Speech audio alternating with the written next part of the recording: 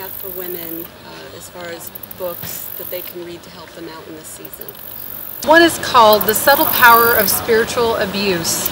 It's recognizing and escaping spiritual manipulation and false spiritual authority within the church. It's a great book by David Johnson and Jeff Van Vonderen.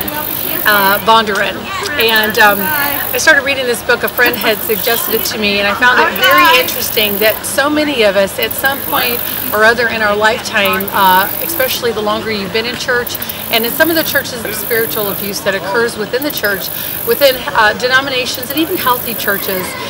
No man is perfect, and so churches are not run in perfect ways.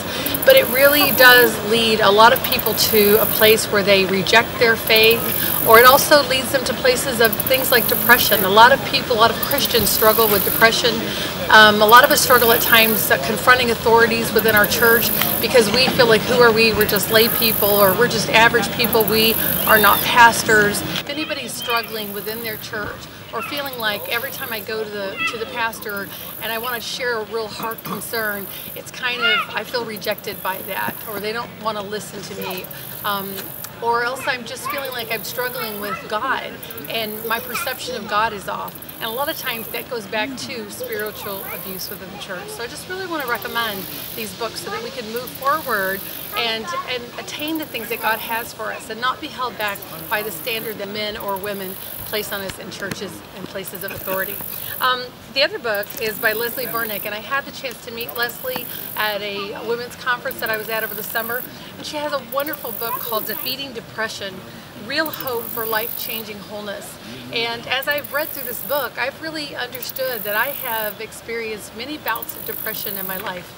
And it's a really great book in terms of helping you begin to recognize the pattern of depression in your life. Leslie is very much for medication if you need it, but also says that medication is just, it's something to help alleviate. It's almost like putting a Band-Aid, but it's not going to help you actually get out of depression.